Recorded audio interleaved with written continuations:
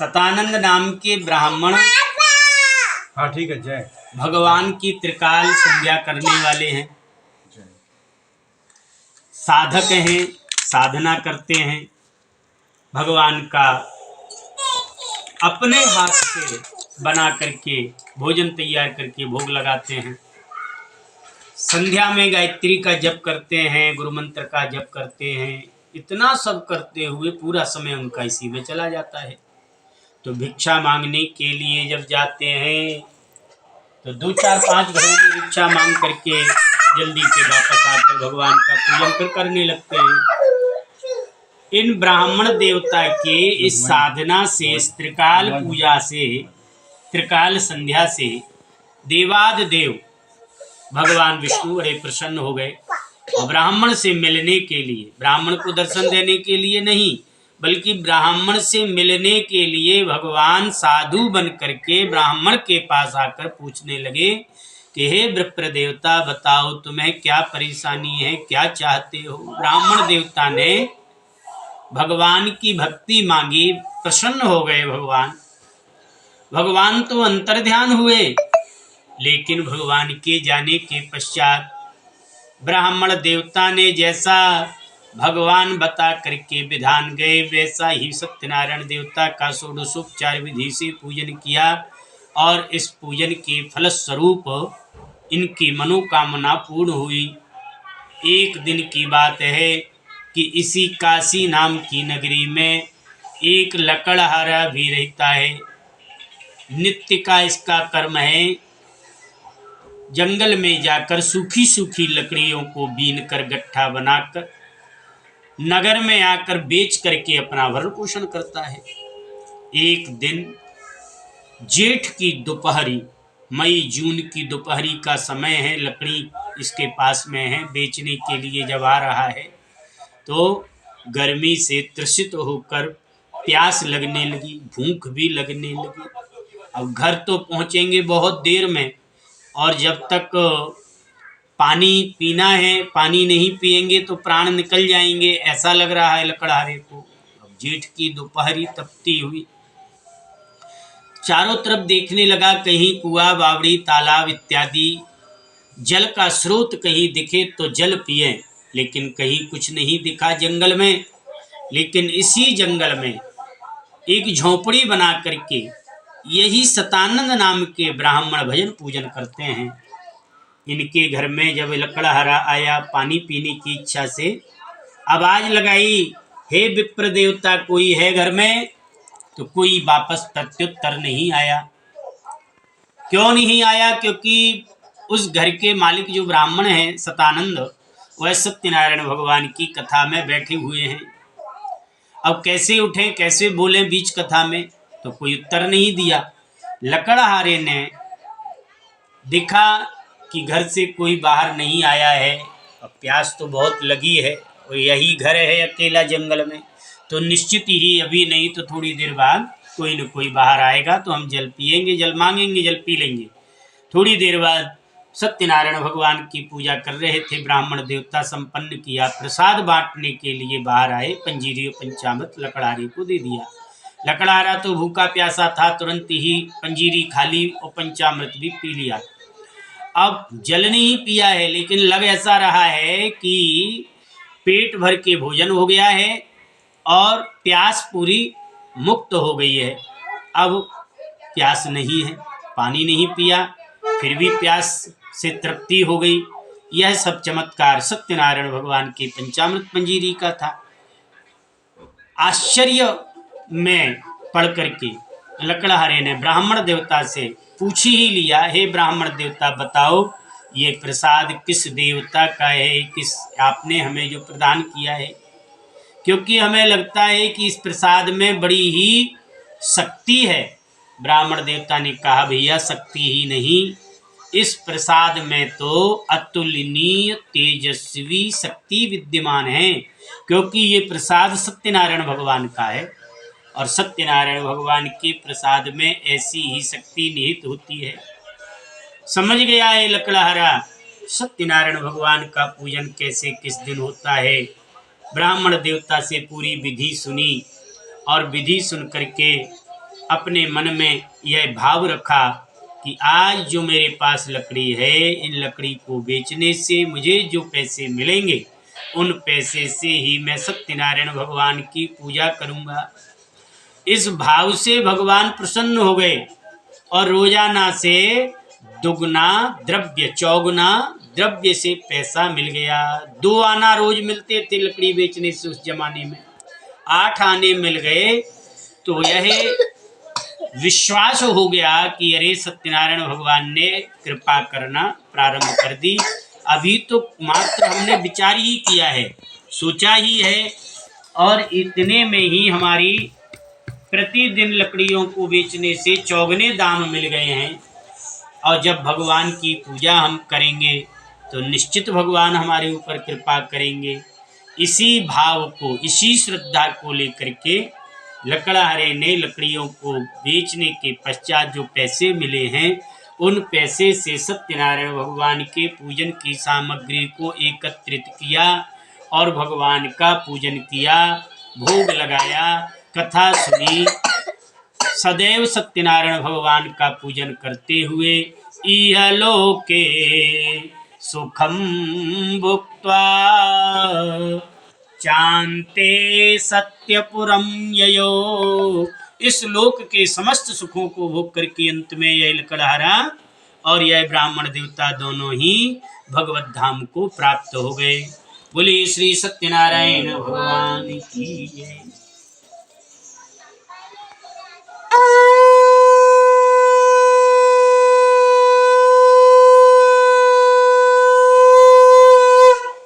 भगवान के कथा के तीसरे अध्याय में एक राजा की कथा जिनका उल्का मुख नाम है। जितेन्द्रिय सत्यवादी ययो देवालयं प्रति दिने दिने धनम दत्वा द्विजान संतोष्यन् सधि। ये राजा बड़े धर्मात्मा हैं, जितेंद्रिय हैं, सत्यवादी हैं और देवालय माने भगवान के मंदिरों में जाकर वहाँ पर सेवा शुश्रूषा करने वाले हैं। जैसा राजा का भाव है भगवान के प्रति वैसा ही इनकी रानी का भी है। रानी का नाम है प्रमुग्धा और यह भी भगवान के पूजन में बहुत आगे रहती हैं। राजा के साथ भगवान की पूजा करती हैं, भगवान की साधना करती हैं, पाठ करती हैं, सेवा करती हैं। राजा का प्रतिदिन का नित्य कर्म है दान करना, धर्म करना, वस्त्र दान करना, अन्न दान करना, तो नित्य प्रति करते रहते हैं। एक दिन इनके मन में ये भाव आया कि हमें संतान नहीं है तो हमारे बाद ये दान धर्म पुण्य कौन करेगा, क्योंकि जब संतान नहीं है तो हमारे पास ये सब होना हमारे बाद बंद हो जाएगा। यही विचार में थे कि मन में विचार आया कि सत्यनारायण भगवान सभी की सभी प्रकार से मनोरथ पूर्ण करने वाले हैं, तो क्यों ना हम भी सत्यनारायण भगवान की पूजा करें, तो निश्चित ही श्री सत्यनारायण भगवान हमारे मनोरथ को पूर्ण कर देंगे। सत्यनारायण भगवान की पूजा की मन में विचार करके अर्धरात्रि में राजा ने अपना घर द्वार त्याग करके नगर के बाहर आकर के, नगर के बाहर एक नदी है भद्रशिला नदी तीरे सत्यस्य व्रतमाचरित। भद्रशिला नाम की नदी है, उसके किनारे बैठकर सत्यनारायण भगवान का पूजन करने लगे। जब घर में इनकी रानी प्रमुग्धा ने राजा को कहीं नहीं दिखाई दिए, राजा दिखा तो सोचा राजा कहाँ चले गए। राजा के पद चिन्हों का अनुसरण करती हुई रानी प्रमुग्धा भी वहां पहुंच गई जहां राजा सत्यनारायण भगवान का पूजन करने के लिए बैठे हैं। रानी भी बगल में बैठकर सत्यनारायण भगवान की पूजा करने लगी। एक सेठ जी आए जो कि उस नौका में बैठ करके, उस नदी में नौका में बैठ करके व्यापार करने के लिए जा रहे थे। राजा को भगवान की पूजा करते हुए देखा। जिज्ञासावत हाथ जोड़कर राजा से वैश्य ने पूछा, महाराज आप क्या कर रहे हैं, किस देवता की पूजा चल रही है। राजा ने कहा, अतुल तेजस्वी श्री सत्यनारायण भगवान का हम पूजन कर रहे हैं संतान प्राप्ति की कामना के लिए। पूछने वाला वैश्य भी निसंतति है। सत्यनारायण भगवान का पूजन करने से संतान होती है, यह बात जैसे ही सुनी बहुत प्रसन्न हो गया। राजा से भगवान के पूजन की विधि जानी और वापस घर आकर अपनी पत्नी लीलावती से सत्यनारायण भगवान के व्रत के विषय में चर्चा की। संकल्प लिया सेठ जी ने कि हे प्रभु, यदि हमें हमारा मनोरथ पूर्ण होगा, हमारी मनोकामना पूर्ण हो जाएगी तो हम आपका पूजन करेंगे। भगवान तो बड़े दयालु भक्त वत्सल कारण करुणा वरुणालय देवाद देव श्री सत्यनारायण भगवान ने तुरंत ही कृपा कर दी। संकल्पेन कार्य सिद्धि, संकल्प मात्र से ही कार्य की सिद्धि कर दी। अभी पूजा नहीं की है, मात्र संकल्प लिया है और संकल्प के प्रभाव से ही इनकी स्त्री सांसारिक धर्म में तत्पर होती वही गर्भवती हुई। 10वें वासी तस्य कन्या रत्नमजीजनतः, 10वें महीने में लीलावती को एक सुंदर कन्या का जन्म हुआ। नामकरण संस्कार करने के बाद कन्या का नाम रखा कलावती। कलावती धीरे धीरे जात कर्म संस्कार नामकरण संस्कार के बाद में वृद्धि को प्राप्त हुई। तो वृद्धि कैसे हुई कि शुक्ल पक्षे यथा शशि, जैसे शुक्ल पक्ष में चंद्रमा बढ़ता है वैसे ही कन्या की वृद्धि हुई। एक दिन लीलावती ने अपने स्वामी से सत्यनारायण भगवान की पूजा करने की जो संकल्प की बात है वह याद दिलाई। तो सेठ जी ने ना नुकर कर दी। कई प्रकार के काम गिना दिए कि अभी हमें ये काम करना है, बाहर जाना है, वो करना है, ऐसे करके बात को टाल दिया। सत्यनारायण भगवान का पूजन नहीं किया। लीलावती ने जब फिर याद दिलाई तो यही बात फिर कह दी।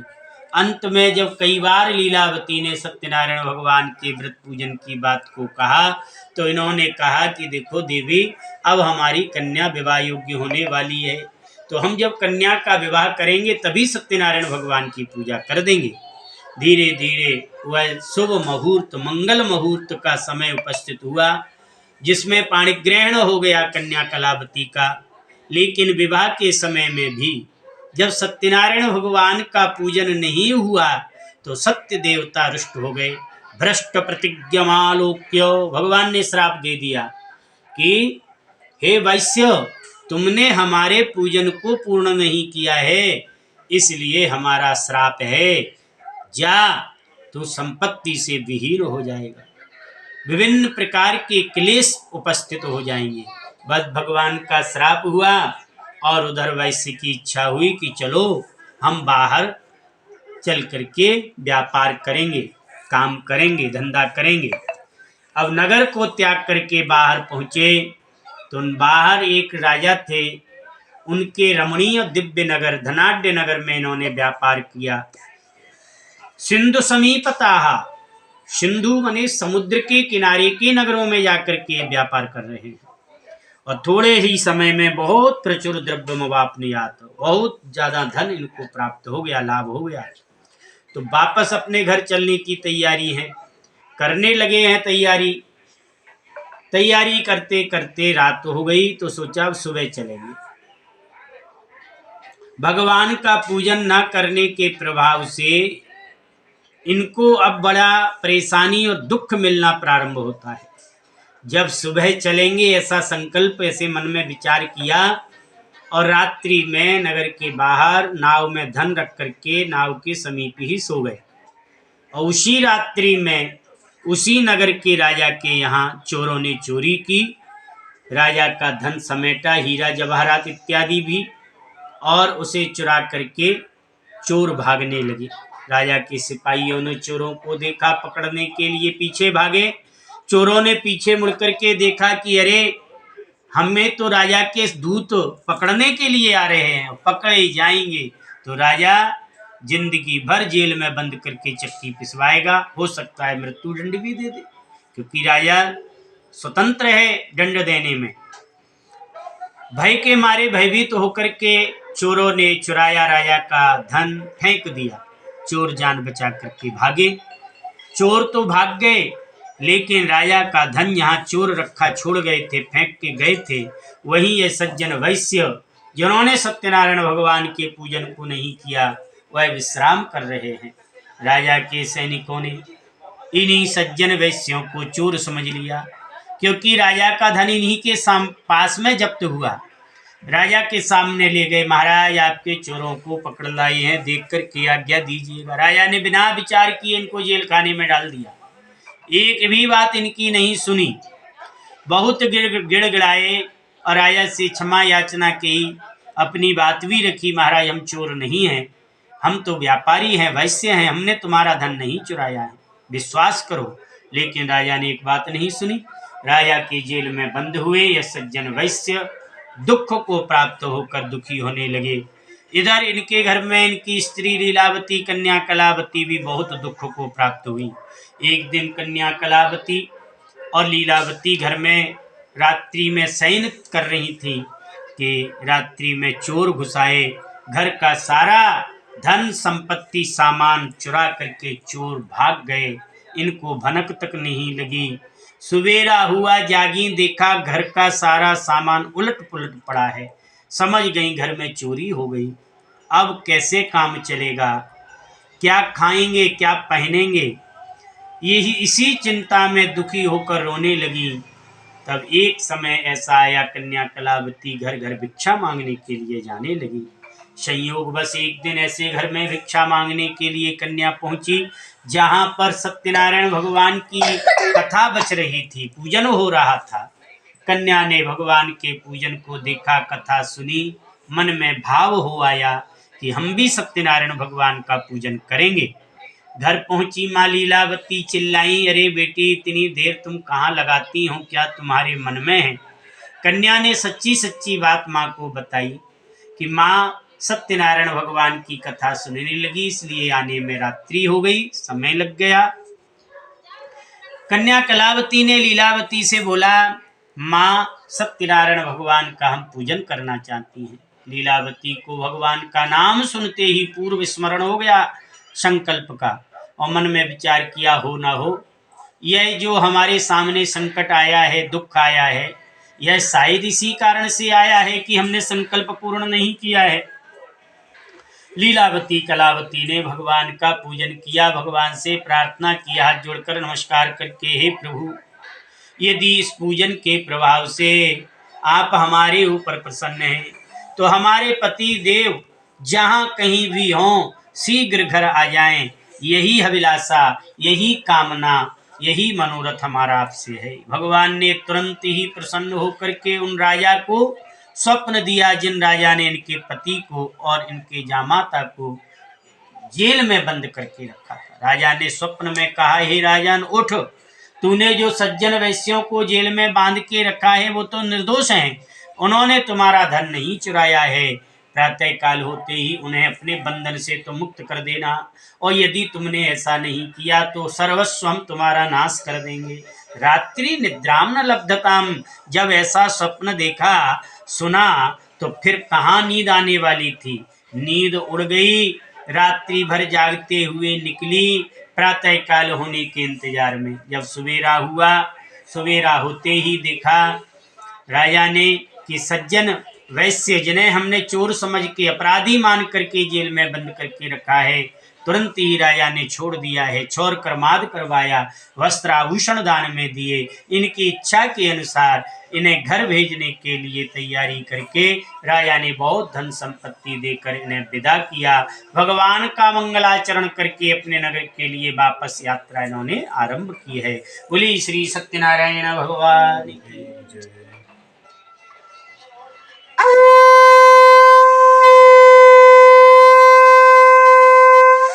भगवान की कथा के चतुर्थ अध्याय में यह कह रहे हैं श्री सूत जी महाराज, श्री सूत उवाच, कि जब यह राजा से विदा लेकर के सज्जन वैश्य अपने नगर के लिए चले, राजा ने बहुत धन संपत्ति इन्हें दान की है।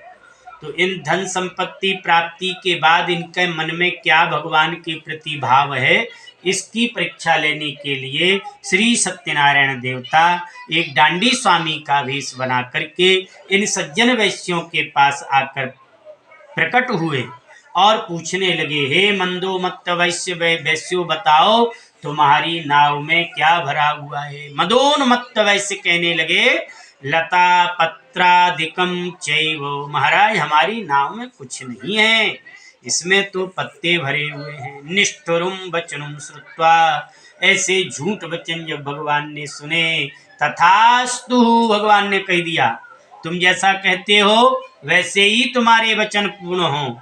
और कुछ ही देर पश्चात देखा सचमुच धन न जाने कहाँ दृश्य हो गया, और धन के स्थान पर क्या दिख रहा है कि लता पत्रादिकम, सब नाव में पत्ते भरे हुए हैं। नाव में धन कहाँ चला गया, यह देखा, अरे इतना सारा धन कैसे कहाँ चला गया। बस इसी चिंता में रोने लगे, चिल्लाने लगे, बेहोश हो गए, धड़ाम से पृथ्वी पर गिर पड़े। चेत अवस्था आई तो दामाद ने सब कुछ बताया। अब इन्हीं प्रभावशाली डांडी स्वामी को खोजने लगे ये सज्जन वैश्य। जब पुनः ये प्रकट हुए हैं भगवान के सामने, चरण कमल पकड़ लिए, देवादिदेव क्षमा करो, हमारी नाव में पहले के समान धन हो जाए, ऐसा इच्छित वरदान दीजिएगा। नाव पहले के समान धन से परिपूर्ण है, नाव को लेकर के अपने नगर के लिए चल दिए हैं। जब नगर के समीप पहुंचे तो इनकी स्त्री लीलावती को इनके आने का शुभ समाचार मिला। लीलावती अपने स्वामी के आने का समाचार सुनकर अगवानी के लिए चल दी। घर में कलावती से कह गई कि बेटी तुम सत्यनारायण भगवान का पूजन करना, पूजन करने के बाद तुम भी आ जाना। कन्या ने जैसे ही पति के आगमन की सूचना सुनी, भगवान की पूजा तो की लेकिन आधी अधूरी छोड़ दी। भोग भी नहीं लगाया, प्रसाद भी नहीं लिया, प्रसाद बांटा भी नहीं, और इतना सब आधा अधूरा पूजन छोड़ करके अपने पति के दर्शनों के लिए जब कन्या कलावती पहुंची तो पति देव कन्या के जल में डूब गए हैं। कन्या विचार करती है कि ये क्या हो गया, हम तो सती हो जाएंगी। कन्या के चरित्र को देख करके कन्या के पिता दुखी होकर आरत स्वर से भगवान को याद करने लगे। इस आरत स्वर भगवान के पास पहुंचा, भगवान आकाशवाणी में प्रकट हुए और कन्या को लक्ष्य करके आकाशवाणी हुई, हे बेटी, हे वैश्य, तुम्हारी कन्या सत्यनारायण भगवान का प्रसाद त्याग कर अपने पति के दर्शनों के लिए चली आई है। इसी कारण से इस कन्या का जो पति है वह जल में डूब गया है, जल में निमग्न हो गया है। यदि ये कन्या घर जा करके भगवान का प्रसाद ग्रहण कर लौट करके आएगी तो इसका पति इसको प्राप्त हो जाएगा। आकाश मंडल से जब यह वाणी सुनी, कन्या ने तुरंत घर गई दौड़ती हुई, भगवान का भोग लगाया, प्रसाद ग्रहण किया, लौट करके आई। पति देव विराजमान है, बड़े प्रसन्न हुई। अब तो सदैव सत्यनारायण भगवान का पूर्णमासी अमावस्या को व्रत करते हुए नगरवासियों को भी प्रेरणा मिली, वह भी सत्यनारायण भगवान का पूजन करने लगे। इस पूजन के प्रभाव से इस लोक के समस्त सुखों को भोग करके चांते सत्यपुरम यो, अंत में भगवान श्री सत्यनारायण भगवान के धाम को ही प्राप्त हो गए। बोले श्री सत्यनारायण भगवान की जय।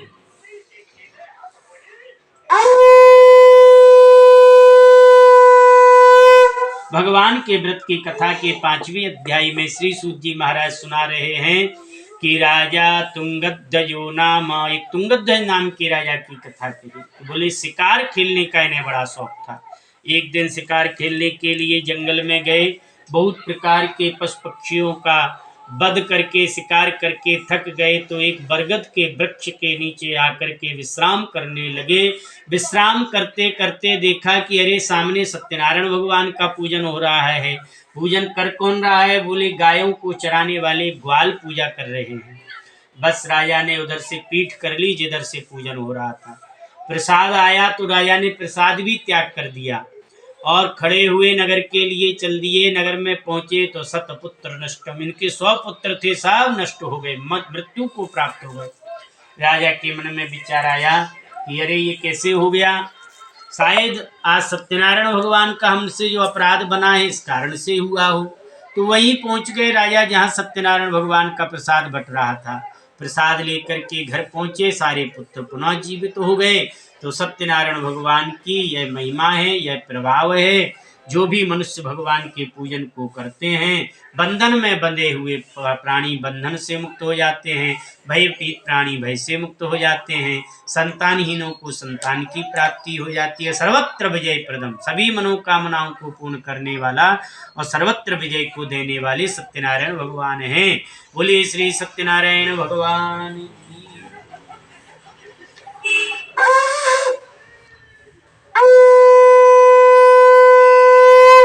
जिन जिन लोगों ने सत्यनारायण भगवान के व्रत पूजन को किया, दूसरे जन्म में उन्हें दिव्य भगवान की संगति प्राप्त हुई।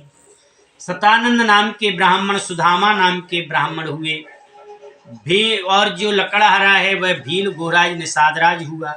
दोनों ने ही, एक ने भगवान कृष्ण को, एक ने भगवान राम जी को सखा के रूप, मित्र के रूप में प्राप्त करके अपना उद्धार कर लिया।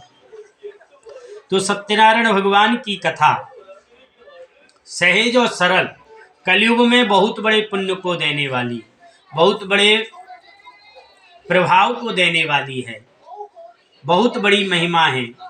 सत्यनारायण भगवान कलयुगे लघु पायुस्तु भूतले, जो मनुष्य करते हैं, कथा सुनते हैं, कथा सुनाते हैं, सभी का उद्धार होता है, सभी की मनोकामनाएं पूर्ण होती हैं। बोले श्री सत्यनारायण भगवान की। चलिए आरती करें खड़े हो।